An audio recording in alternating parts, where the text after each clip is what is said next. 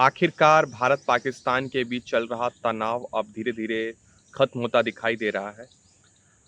11 मई को भारत के तीनों सेना के ऑफिसर्स सामने आते हैं और वो प्रेस कॉन्फ्रेंस करके बताते हैं कि क्या-क्या हुआ 7 मई से लेके 10 मई तक।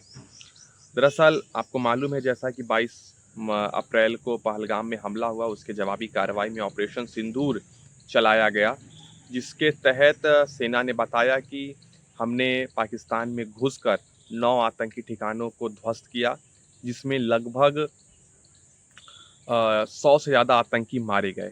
और वो ऐसे-वैसे आतंकी नहीं थे, उसमें कई बड़े आतंकियों को भी मारा गया जो जिनका जिनका हाथ पुलवामा में भी था और उनको भी मार गिराया हमारी सेना ने। और 100 से अधिक आतंकियों के मारे जाने की बात कही है। एग्ज़ैक्ट आंकड़ा तो नहीं है, क्योंकि जब सेना प्रमुख से ये पूछा है कि टोटल आप बताइए कितने मरे हैं, तो उन्होंने कहा हमारा काम था मिसाइल गिरा के मार के आना, गिनने का काम वो लोग करेंगे। बिल्कुल सही बात है, कहाँ से कोई गिन पाएगा, वो सही आंकड़ा देंगे नहीं, लेकिन एक जो अनुमान लगाया गया है कि 100 से ज़्यादा लोगों को मारा गया है, आतंकियों को मारा गया है। और ये बात खुद रक्षा मंत्री ने सर्वदलीय बैठक में आज से पहले भी बताई थी, तब मैंने इस पे वीडियो भी बना के आप लोगों को बताया था कि सरकार ने ये बताया था कि 100 से ज़्यादा आतंकियों को मार गिराया गया है। उसके साथ-साथ पाकिस्तान के साथ जब जवाबी कार्रवाई चलने लगी, पाकिस्तान उधर से ड्रोन्स भेजने लगे, सीमा पर गोलीबारी करने लगी, तो हमारे 5 जवान शहीद हो गए। इधर से जब गोलीबारी हुई, इधर से भी जब वार पलटवार हुआ, तो उनके 35 से 40 जवानों को हम लोगों ने मार गिराया। ये भी बात सेना ने बताई और ये भी बताया कि जिस तरीके से पाकिस्तान कह रहा है कि हमारे कई से लोगों को उन्होंने बंदी बना लिया, या कई लोगों को, कई जो लड़ाकू विमान गए थे उसको मार गिराया, तो सेना के ऑफिसर्स ने ये भी जानकारी दी कि हमारे सारे लड़ाकू विमान और हमारे सारे पायलट सकुशल सुरक्षित रूप से भारत में लौट आए हैं। हमारे किसी भी पायलट को कोई चोट नहीं आया है। हाँ, ये बात ठीक है कि गोलीबारी के चलते हमारे 5 जवान जो सीमा पे तैनात थे, उनकी वो शहीद हो गए हैं। तो ये सेना के जो ऑफ़िसर्स थे, वो आकर उन्होंने एक बहुत ही महत्वपूर्ण जानकारी पूरे देश को दी, जिसके बाद से एक तरीके से अब लोगों को ये लग रहा है कि अब धीरे-धीरे ये भारत-पाकिस्तान का जो युद्ध एक तरीके से होने वाला था या चल रहा था, वो अब धीरे-धीरे आखिरी रूप ले रहा है और धीरे-धीरे समाप्त हो जाएगा।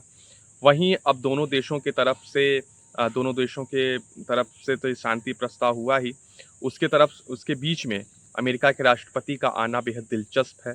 जैसा कि मैंने आपको बताया था कि उन्होंने 9 मई को सॉरी 10 मई को ट्वीट करके ये जानकारी दी थी कि भारत-पाकिस्तान राज़ी हो गए हैं शांति समझौते के लिए। उन्होंने कल यानी 11 मई को भी उन्होंने ट्वीट करके ये जानकारी दी कि बहुत बड़ा हो जाता अगर दोनों देशों के हम नेतृत्व पे बहुत गर्व है हमें और दोनों शांति से अपना देश चला रहे हैं, अच्छी बात है। और अगर ऐसा ना होता तो बहुत खून बहते, हज़ारों मासूमों की जान चली जाती। तो दोनों देश अगर शांति समझौता कर रहे हैं तो ये बहुत अच्छी बात है। तो दोनों देश कर रहे हैं, लेकिन पाकिस्तान जिस तरीके से लगातार सीज़ फायर का उल्लंघन मैंने जैसा कि आपको कल भी बताया था कि उसने किया, एक समझौता होने के बाद भी उसने ऐसा किया जिसको लेकर विक्रम मिस्री साहब ने बताया था, जो तो उसके जवाब में भी सेना ने कार्रवाई की और प्रधानमंत्री नरेंद्र मोदी ने एक उच्च स्तरीय बैठक में कहा कि अगर उधर से गोली चलेगी तो इधर से गोला चलेगा। और हमारी सेना ने भी बताया कि हम इतनी क्षमता रखते हैं कि कहीं भी टारगेट करके हम मिसाइल दाग सकते हैं, तो हमें इस तरीके से कमज़ोर ना समझा जाए।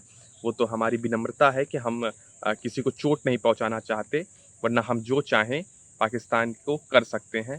तो ये थी पूरी अपडेट, मुझे लगा कि ये आपको बतानी चाहिए। वहीं नेता प्रतिपक्ष राहुल गांधी और राज्यसभा में प्रतिपक्ष नेता मल्लिकार्जुन खड़गे और कांग्रेस के प्रेसिडेंट मल्लिकार्जुन खड़गे साहब ने मांग की है विशेष सत्र बुलाने की और सर्वदलीय बैठक बुलाने की, जिसमें सभी चीज़ों को एक तरीके से फिर से स्पष्ट किया जाए और सबसे ज़्यादा स्पष्ट किया जाए ट्रंप का हमारे कश्मीरी मुद्दे में घुसने का, कि ट्रंप कहाँ से आ गए इस मुद्दे को में बीच में।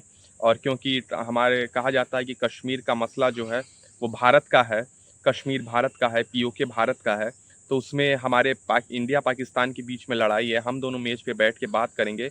उसमें ट्रंप का बीच में आना कहीं न कहीं एक बड़ा सवाल खड़ा किया कांग्रेस पार्टी ने, और खुद सचिन पायलट ने इसको प्रेस कॉन्फ्रेंस करके उन्होंने कहा कि इसको लेकर सर्वदलीय बैठक बुलाए सरकार और सबको सबका मतलब सभी दलों के बारे में सभी दलों की राय ली जाए, सभी से बातचीत की जाए और सर्वदलीय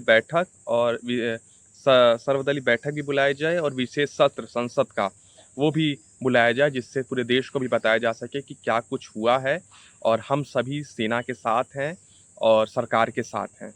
लेकिन ट्रंप का बीच में आना कहीं न कहीं एक बड़ा सवाल खड़ा करता है, एक हैरान लोगों को करता है। इस नाते सरकार को सभी का पक्ष जानना भी चाहिए और अपना पक्ष सबको बताना भी चाहिए। इस नाते विशेष सत्र बुलाने की मांग राहुल गांधी और मल्लिकार्जुन खड़गे ने की है। फिलहाल अब धीरे-धीरे ये लगता है, क्योंकि जो बीती रात है यानी 11 और 12 की जो रात है, ज़्यादा खबरें नहीं आई कि कहीं-कहीं ब्लैकआउट था, लेकिन ज़्यादातर जगह पे सुरक्षित था, शांति थी।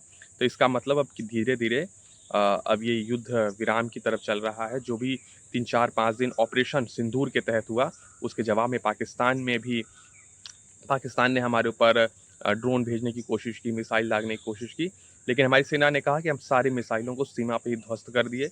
उन्होंने हमारे ऊपर कोई हमला नहीं कर पाए और हमने उनके 35 से 40 सैनिकों को मार भी गिराया। तो आपको हमारा ये वीडियो कैसा लगा हमें कमेंट बॉक्स में ज़रूर बताएं। अपना और अपनों का ख्याल रखें।